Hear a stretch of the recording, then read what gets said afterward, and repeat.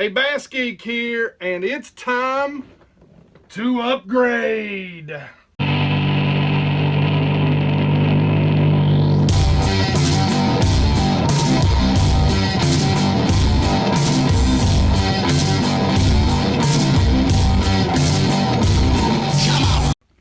So, first off, I want to give a big shout out to Fuzzy, who is a Humminbird representative.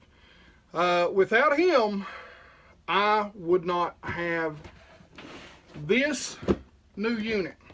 Now, for those of you that haven't seen it, I've got a video. It's over 121,000 views, and it's basically on the Helix units. It's mine was a Helix 9 that I have currently.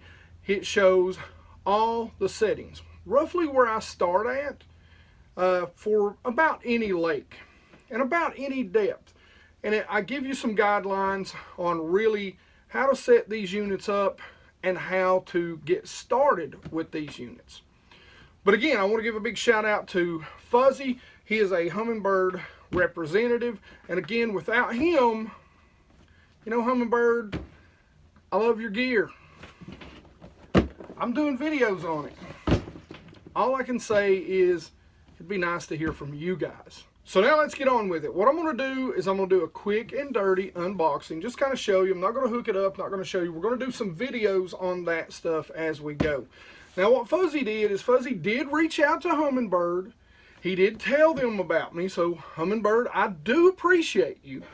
But he got me a VIP code, which allowed me to upgrade this with a slight discount. So thank you, Humminbird, for doing that. I do appreciate it, and I love your stuff. But now, let's get into the real reason why you're here. So, guys, you know I've used both of the big names. You know, we've got some new players coming into the game. Garmin, Ray Marine coming into the inshore, the freshwater game. Haven't got to put my hands on those yet, but I do try to tell you everything I know about the good old Helix units, which I'm a huge fan of because of the price point on them. Now, the Gen 2s, and this is a Mega, this is a 10, so it is an upgrade from my 9s. I'm really excited about it. And probably not why you think. And we'll get into that as we go. All right, so let's actually tear this box open and let's see what's actually inside of it. And I'm going to tell you a couple of specs that you guys may not know. And Humminbird is horrible, honestly, about talking about. So let's get started on this.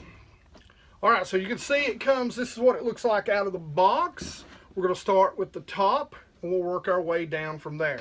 So it comes with a short power cable.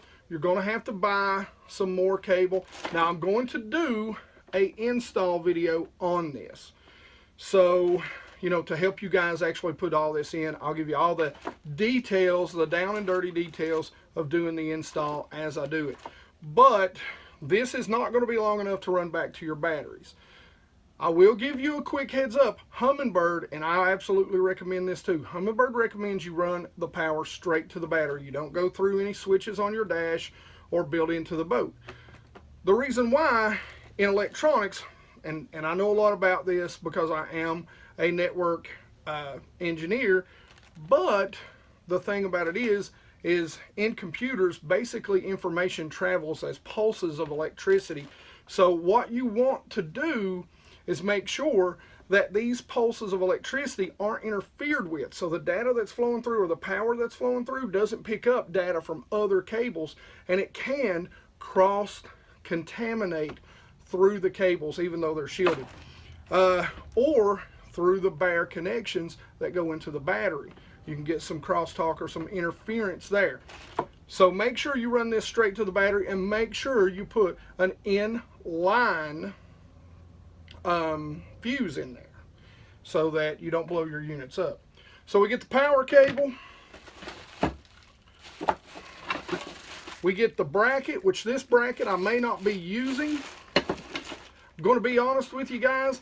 I may sell my console unit, my 9 Gen 1 9, but I may be keeping it and getting rid of my old Lowrance on the console, but I'm going to have to buy a couple of extra things to go with it, like a shoot-through hole transducer and a switch, since I'm adding more than 2. If you've only got 2 Humminbirds, You can just run a network cable with a couple of dongles.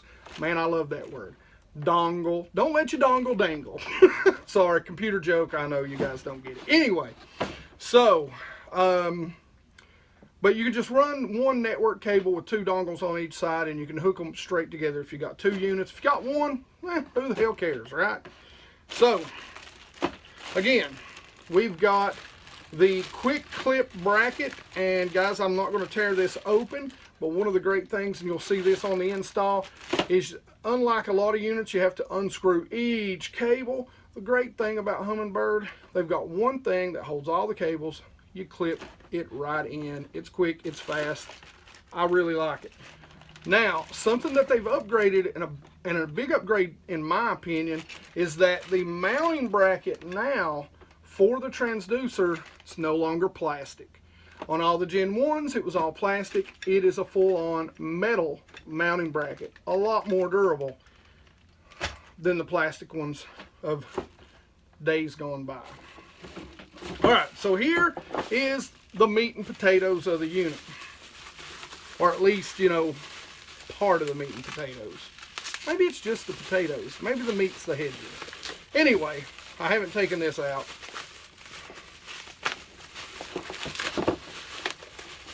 Bubble wrap. Alright, here we go. So now the transducer compared to the Gen 1's much, much bigger.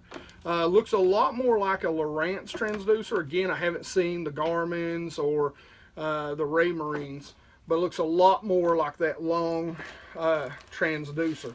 Now, here's something that I've not been able to confirm, or I can't really deny, but I'm going to put it out there, and believe it or not, I'm not as excited about the Mega range, and I'll explain to you why in just a minute. I'm excited about it, don't get me wrong. But what I'm really excited about is this, because the rumblings that I've heard on the interwebs is that they have put a dedicated crystal for down imaging in here. Now, if you go back and you watch some of my Helix videos in the past, you'll hear me tell you that Lowrance's down scan was better due to object separation than Humminbird's. Humminbird's side imaging was much better. This catches them up in the down imaging, and the reason why is because what happened on, let's say, the 9s, the Gen 1 9s that I had before, and I had the HD transducer, so I upgraded transducers. That's something you don't have to do with the Megas. Now, I haven't looked into the non-Megas, the standards, and anything below 9. So make sure you check that out if you do buy one, if you need to upgrade to, you know, the higher definition if you don't have the Mega. And if you've got questions about it, I'll look it up for you. Leave them in the comment section below. But that being said, so the crystals are basically the things in these that vibrate at those frequencies. So a dedicated down imaging crystal, before you had the 2 side imaging crystals, and what happened was Humminbird actually used their programming to create a kind of fill in the blank. Like if we took out all the ands, ors, twos, these, that's in a letter. So what Humminbird would do is it would actually take the Sonar image and the images from the side scan and interpret what you're seeing on the bottom.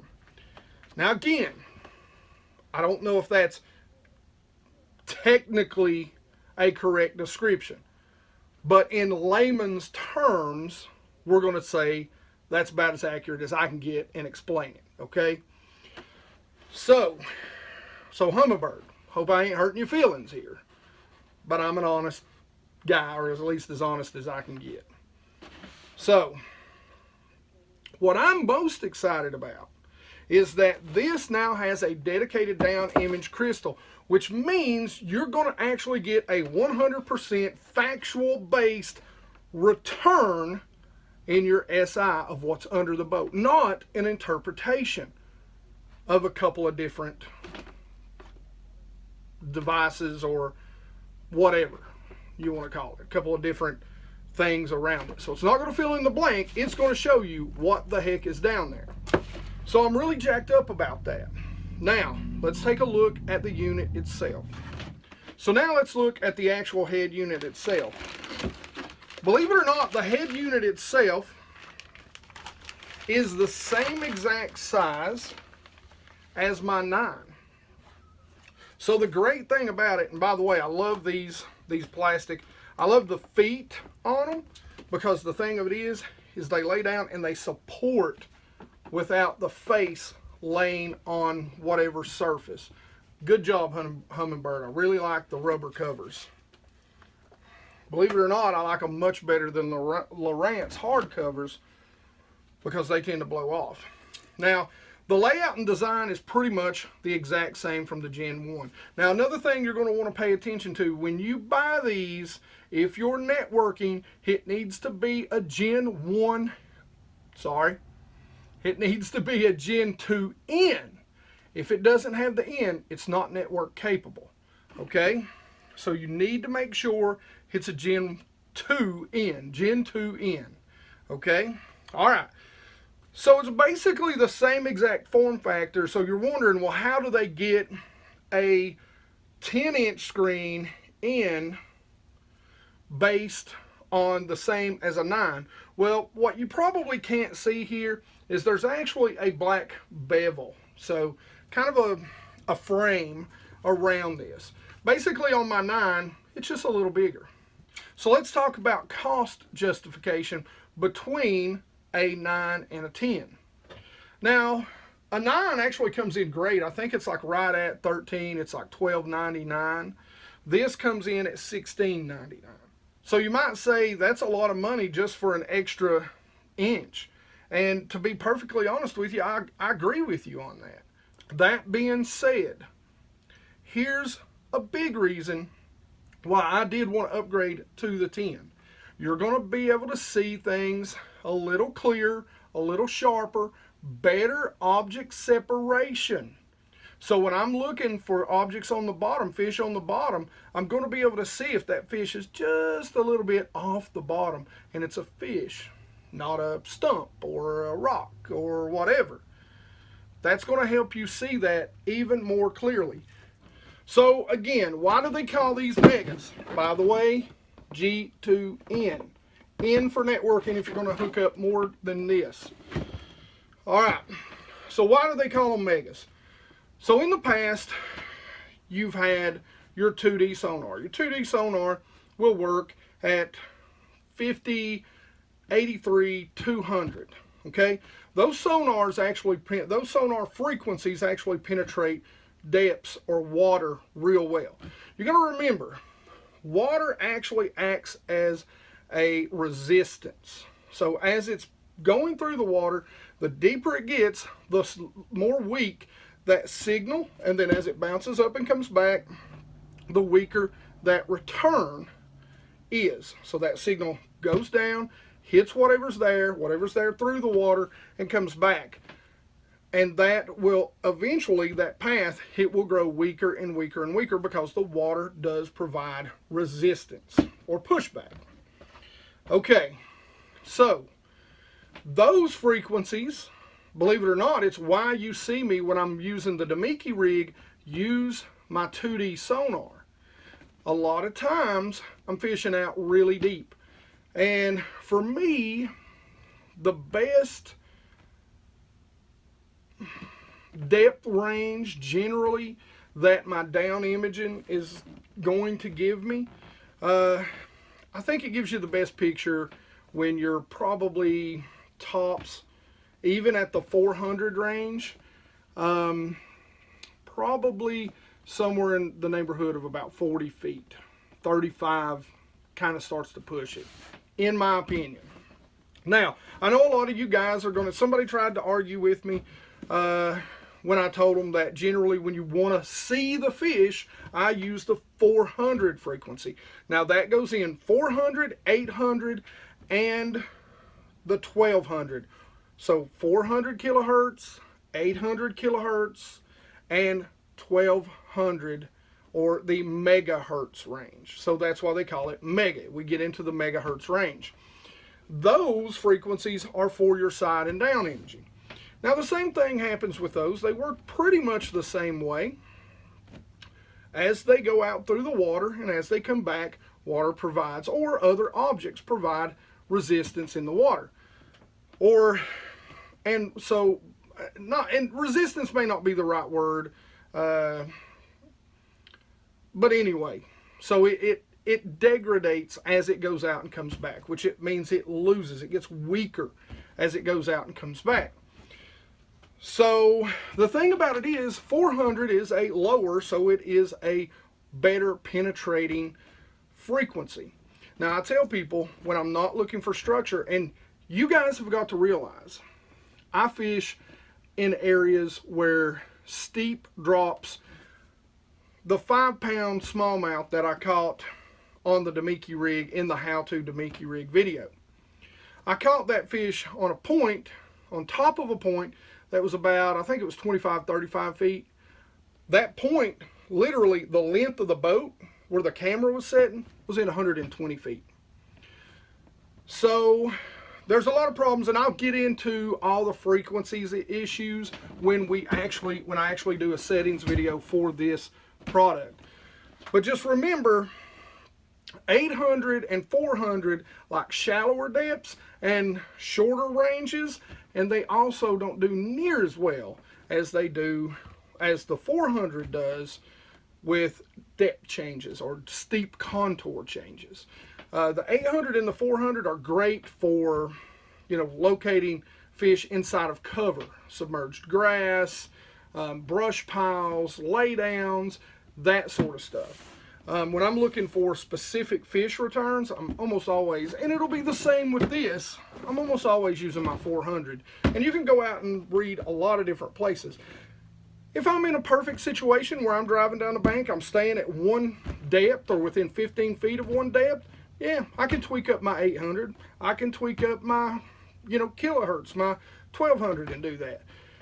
The thing about the Mega that I've not heard a lot of people talk about, and this is my theory, but most of the shots I've seen, most of the pictures, most of the videos that I've seen have been from people who are in, let's say, 16 feet of water or less, all the way up to a foot. And guys, that's going to change the way we fish in shallow water. I'm going to test that theory. Like I said, I haven't got out, I haven't seen this yet, but just imagine, I was telling my good buddy Joey, and Joey, I want to say thanks to you and your family for bringing me down, allowing me to stay a couple days with you guys. Man, he's a good guy. And another reason why I love doing these YouTube channels, I love getting to meet you guys, because this guy has become one of my very best friends, and he's just been awesome, man. His family's awesome. I want to give a huge shout out to you guys and say thank you very much for taking me in and us going to the expo at the Bassmaster Classic and going to the Championship Sunday. I want to say thanks to everybody that I got to talk to out there. Forgive me if I didn't talk to you as long as you wanted to or something. If I did, I'm sorry. I was just like, I was so starstruck. I wasn't filming down there. I didn't film it. I'm sorry, guys. I didn't do any sort of film work. I just wanted to go be a fan and meet some pros and meet some other YouTubers, which I got to. I finally got to meet one of the guys who I've got a ton of respect for. Two of the guys I've got a ton of respect for, actually. Thomas Farlow from Southern Outdoors Fishing. Me and him's been friends a long time. Guys, go check out his channel, especially if you like kayaking and saltwater fishing. Man, he does a lot of it. Go check him out. Make sure you subscribe. And then, of course, there's my buddy Ben Nowak. He's got a great channel, and he is a smallmouth phenom. I mean, he catches them, guys, like I wished I could. But again, Joey, man, thank you for letting me come down there. That was effing awesome, dude. I can't wait till we get to go fishing together. All right, back to what really matters. And yeah, guys, I'm sorry I'm talking really fast today because I've got so much to do. going to Dale Hollow to fish my second co-angler mountain division, leaving tomorrow actually. So I've got to get everything packed. I've got to film this video, got to edit this video, and then I've got to go fishing for 3 days, you know, doing a couple days of practice. So forgive me if I seem like I've literally drank 92 Red Bulls today, but I'm just trying to get through this and get a bunch of information out to you. And just tell you, I'm super excited about this. Now, I did pick up something else, and that something else is, ow, I'm trying not to cut myself, this little gadget. Now what this is a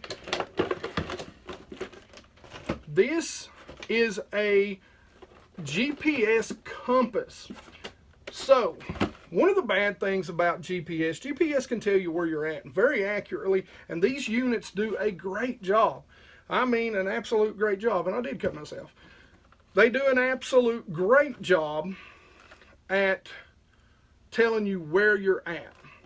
They do a really horrible job when you're not moving and you're sitting still. So if my little boat icon is pointing this direction and the wind's blowing me this direction, my boat icon switches and tells me I'm going that way when I'm really not. Well, this is going to solve that problem. So now I'll have a more accurate representation of where I'm pointing, where the boat is pointing, and where those waypoints or those fish are located. This is going on the front of my boat. It's going to go on the bow, so that when I'm Damiki rigging or when I'm fishing offshore, which you guys know I love to do, I'll know a little better where I'm pointing when that boat is sitting still. So I can't wait to get that installed. And yes, I'm installing all this myself. I will do a video on all of it for you. There's a lot of tricks, by the way, on the transducer that I can't wait to show you that nobody else is really talking about. All right, guys, again, I appreciate it. And I want you to notice something. In my last video, I was wearing some Luz garb. So I want to say a big thanks to the Vice President of Marketing for Luz, Mr. David May. He actually sent me an email, man, and this is an honor. He actually sent me an email basically telling me, the title was, I love your videos. That's a huge honor. Guys, you know I tell you all the time, the LFSs are probably the best bang for your buck reel at $100. And, you know, they go on sale all the time, especially at one of my favorite places in the world. Shameless plug to my boys over at Watson's Marine. You know I love you. But other than just buying stuff and letting them work on my boat sometimes, I'm not sponsored by them either. They're just good buddies of mine. Like family, honestly.